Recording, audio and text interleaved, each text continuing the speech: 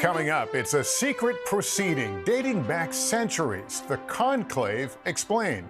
Then, what's on your mind?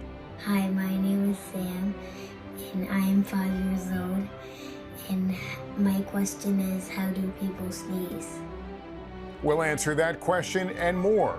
Also, long overdue. Students at one New Jersey school aren't just reading mysteries, they're trying to solve one. Everyone's just very curious about the whole thing, and you kind of want to solve it. An overdue library book was just returned after 43 years. But from who? We're on the case. Plus, Meerkat Mob. We're in Washington State with our picture of the week, and it is sure to delight. And May the 4th be with you. Star Wars Day is almost here, and in honor of this annual fan celebration, our Kids Edition correspondent Julius catches up with the cast of the Skeleton Crew. So what was it like being in an environment completely made up of alien technology? It was insane. I mean, it's like every single creature was like different and unique in their own ways. I mean, every day was kind of mind-blowing. Like when I saw Jawa, that was like probably my favorite day of all time. This is like the first time a Star Wars movie or show has ever done something revolving completely around kids. What was it like to be a part of it? It's really special, and I feel really honored, and I was really excited because I love working with other kids, and I knew that it was going to be a really long project. You know, I'm still really good friends with all the other kids, like we're besties now. This is NBC Nightly News, Kids Edition. Welcome back to Nightly News Kids Edition. I'm Lester Holt. It is great to be with you as we begin the month of May. We have an awesome lineup ahead, including these meerkats who are stealing the spotlight. Plus, we'll put you to the test in this week's pop quiz. And a little later, we'll introduce you to students in Colorado who are on a mission to help kids recover from the LA wildfires.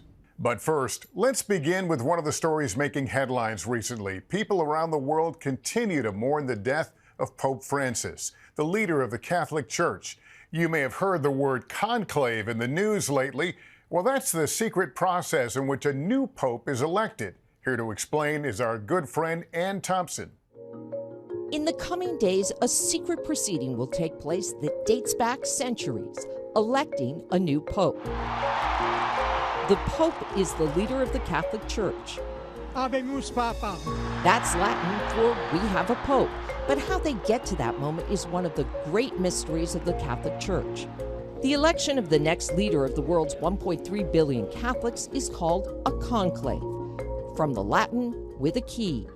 Cardinals locked away inside the Sistine Chapel with no cell phones, no electronics, not even handwritten notes. The conclave is set to begin on May 7th. Cardinals take an oath of secrecy. Once inside the Sistine Chapel, Cardinal Timothy Dolan, who took part in the last conclave, says there are no speeches, just prayer and voting. A ballot would take about 2 hours, as each cardinal would go up one by one. So it is very much silence. Cardinals under the age of 80 are eligible to vote. 4 rounds by secret ballot every day until one name receives a 2/3 majority. Some even disguising their handwriting on the ballot so others won't know who they voted for. After each day, the cardinals reside at a guest house. The window shades of the rooms where the cardinals stay are nailed shut and the phones cut off. Meanwhile, outside, the smoke watch begins, the only sign of what's happening inside. Twice a day, the cardinals burn the ballots. Black smoke means no pope has been elected. But when white smoke pours from the chimney, the cardinal's job is done. White smoke signals a new pope has been elected. And now it's up to history and God to judge how they did. And thanks so much. And here's a fun fact for you. Vatican City, where the Pope resides and is the headquarters of the Roman Catholic Church, is the smallest country in the world. That's right, this city-state is an enclave within Rome, Italy. And at its gates, the Swiss Guard, Vatican City's military force, one of the oldest operating military units in the world. In other news, there's a mystery behind a book returned to one New Jersey school library 43 years late. Yes, that's right, 43 years late. And now students are turning into amateur sleuths, trying to solve the case. Our friend Jen Maxfield from our NBC station WNBC has the story. The students at Stillman Elementary School in Tenafly aren't just reading mysteries, they're trying to solve one. Everyone's just very curious about the whole thing, and you kind of want to solve it. Last week, this box arrived at school. Inside, a money order for $40 and a copy of Jumanji, checked out in May 1982. So who is the secret sender from Pennsylvania? This was like its own natural lesson that just kind of fell into our laps of another way of researching. Stillman students are on the case, doing the detective work to uncover who Jessica from second grade is today, building a website to organize clues, even researching Mrs. Wilbur, the school's former librarian. We got the Google and we got to see a lot of cool things about her. By the time Jumanji was returned, it was 43 years overdue. The kids say they understand that sinking feeling of finding a late library book at home. I was like stressed out. I thought the police were going to come for a second. I was just like worried. I don't know, I was worried about what was going to happen. Stillman's amateur sleuths also question whether Jessica wants to remain anonymous. It's kind of rude that we're like trying to find them when they didn't want to get found. They just want to say thank you. Maybe I should just reveal myself. Whether or not the students find the person who mailed the library book, they say they enjoyed piecing together all of the clues and using their imaginations to help solve the problem. All right, Jen, thanks so much. Okay, time now for What's on Your Mind. This week, a question from one young viewer, my grandson, about something many of us do a lot, especially this time of year. Take a listen. Hi, my name is Sam, and I am 5 years old. And my question is, how do people sneeze? Great question, Sam. And here with the answer is our good pal, Dr. John Torres. Dr. John, how do people sneeze? And, you know, Lester, this is a great question because we all sneeze from time to time. But when you think about it, you're like, how does that happen? How does it sneeze? Well, it's actually two different things that go on. And mainly what's happening is our nose is trying to protect our body from anything harmful getting inside. And so when something gets inside your nose, it irritates the lining of the nose. It starts bothering it. And the nose sends a message to the brain saying, hey, there's something inside the nose we need to get rid of. So the brain then sends a message to the body saying, it's time to get ready for a sneeze. That's what's called the sensory part. And then we have what's called the respiratory part. That's the big part of the sneeze. The body starts preparing. It starts inflating the lungs, building up pressure inside the lungs like you're blowing up a big balloon. And then all of a sudden it releases that pressure. It's like popping the balloon. It goes pow! And the pressure and the air comes out of your nose. That's the sneeze. Sometimes it comes out of your mouth as well, and that's okay. But the main thing is coming out of your nose so it can protect your nose from whatever's inside it, Lester. Okay, so exactly why do we sneeze then? You know, that's a great question. And we sneeze for a variety of reasons. And like I mentioned, it's something irritating that is inside our nose, or at least we think is inside our nose. So there are certain smells. If you remember, if you go inside next time you sneeze and you smell something, think of what it is and think if that's something you always sneeze when you smell that. It could be perfumes, it could be smoke, it could be a variety of different things. Allergies make us sneeze as well, but probably the biggest reason we sneeze is to get rid of infections. You know, when we have the flu, when we have the cold, if you have COVID, those can make you sneeze as well. It's your body's way of trying to get rid of anything inside the nose that might be harming it. But surprisingly, bright lights can make us sneeze as well. And some people actually sneeze when they go out into the sun, from a dark room to being bright outside because of the sun. And that's called the photic response.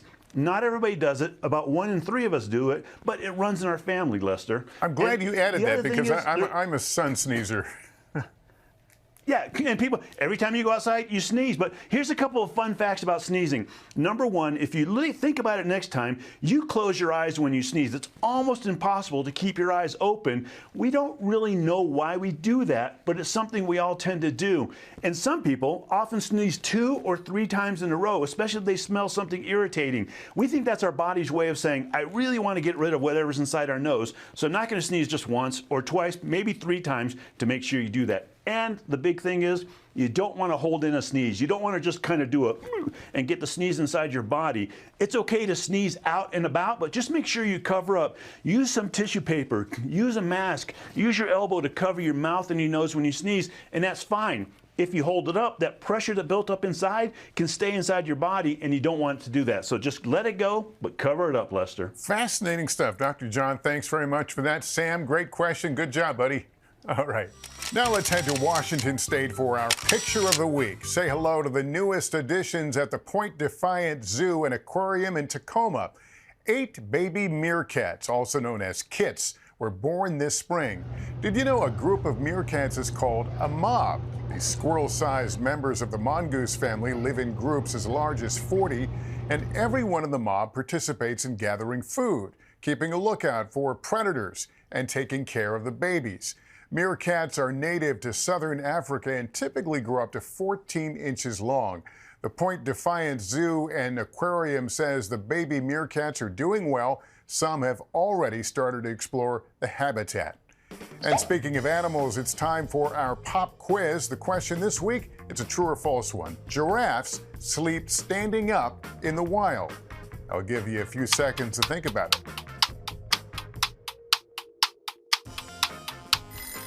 Okay, time's up. The answer is true. Adult giraffes usually sleep standing up in the wild, often taking short naps. Giraffes are vulnerable during the time it would take to get up from lying down, so giraffes usually sleep standing up so they can react quickly to danger and escape from potential predators. Experts say they sleep in short bursts or experience a sort of half-sleeping resting period in which the eyes remain half open. In this week's Kids Spotlight, calling all you Star Wars fans, it's almost May 4th, which means it's almost Star Wars Day. As most fans know, the 4th day in May became Star Wars Day because of the popular phrase, "May the Force be with you," used by Jedi Masters in the movies. So in honor of all the fans out there, we're taking a look at the latest series made just for kids. Skeleton Crew tells the story of 4 children who accidentally get lost in outer space and must find their way home. Our Kids Edition correspondent Julius spoke with some members of the cast. What do you think it is? A long time ago, in a galaxy far, far away, I think it's a lost Jedi temple. Hello? 4 kids got lost in space and set out on an adventure back home.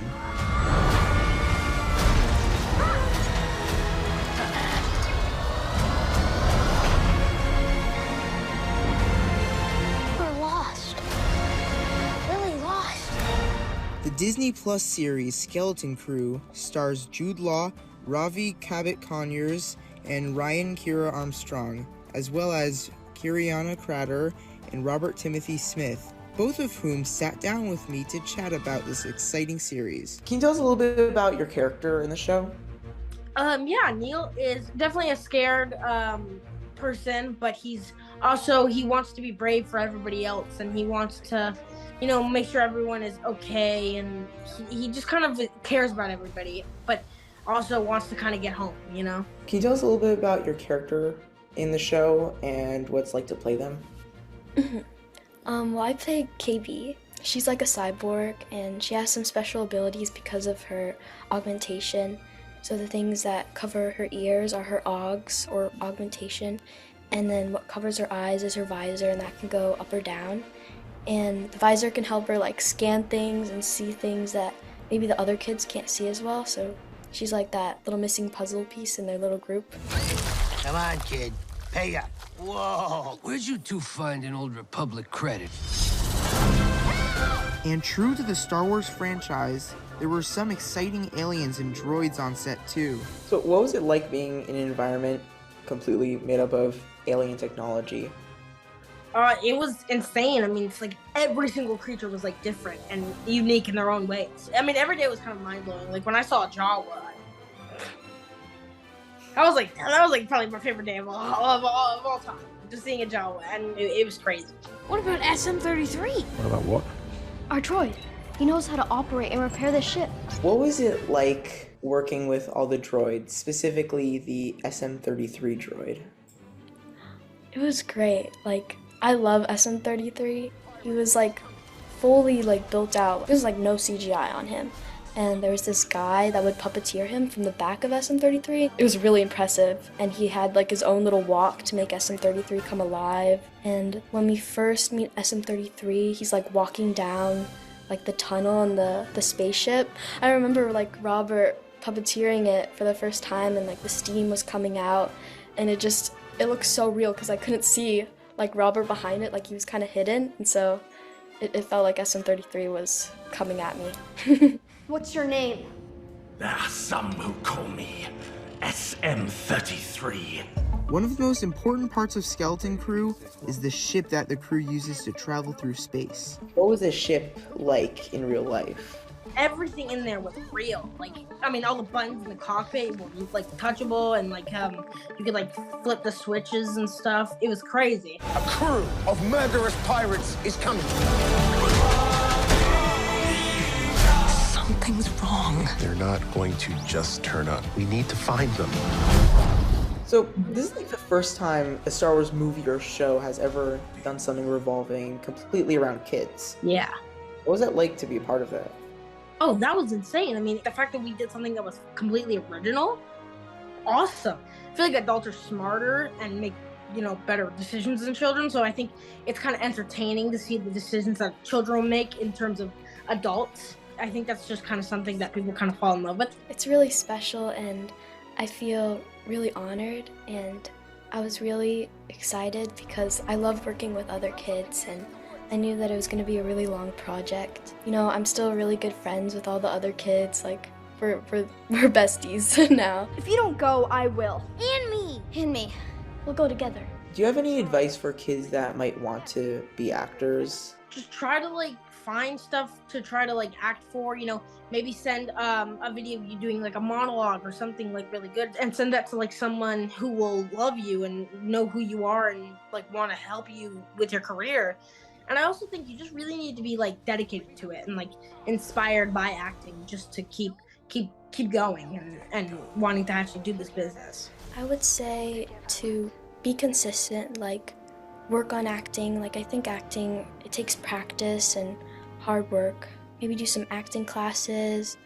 I think the best advice I could give is to just go out there and try hard and not give up. Not be afraid to play other characters and to do things that may feel a little uncomfortable. We're not alone down here! Oh, be warned of booby traps. Pirates and mountains where none dare to go. If you hear this, don't give up. Skeleton Crew is available to stream now on Disney+. May the Force be with you. Julius, that was terrific. Thank you so much. It was great to have you on. Finally, in this week's Inspiring Kids, a story about paying it forward. Families in the Los Angeles area are still recovering from the wildfires that burned many acres in January. Some second graders in Colorado know what that's like, and now they are helping the kids in California who are going through the same experience. We get details from our friend Jennifer Meckles with our NBC station KUSA.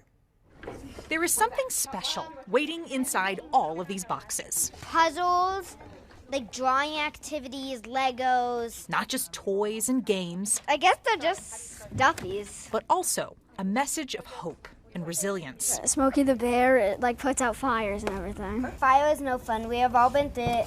The fire is so scary, but the best we can do is try to move on. Every year, second graders at El Dorado PK through 8 in Superior come up with a project to help others. So it's a unit where we're studying how kids can use their voice and their actions to change the world. This year, Laura Vihil's class had a big idea. When we started the unit is when the fires broke out in LA. And we experienced a fire 3 years ago.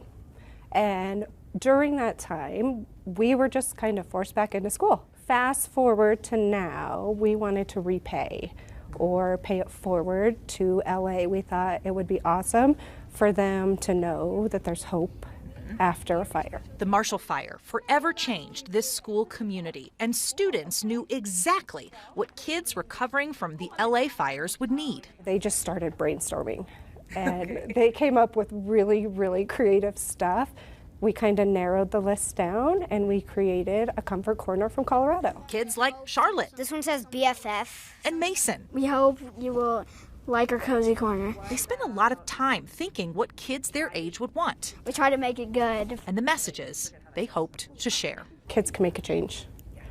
And it's so nice for them to have an authentic experience with that and that pay it forward. Like if you can help other communities, pay it forward. We hope you like it.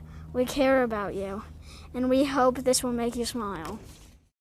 Jennifer, thanks so much. Well, that's going to do it for us. Parents, just a reminder, if your child has a question about any topic in the news, email a video to us at nightlynewskids@nbcuni.com, and we'll try to answer them in an upcoming episode. You can also follow us on Instagram @NightlyKids.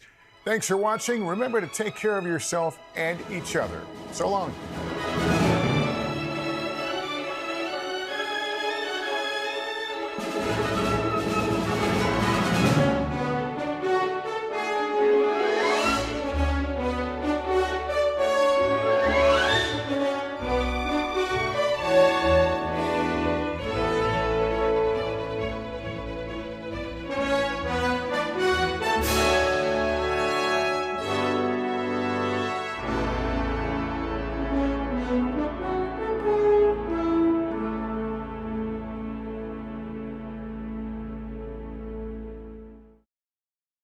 Thanks for watching. Stay updated about breaking news and top stories on the NBC News app or follow us on social media.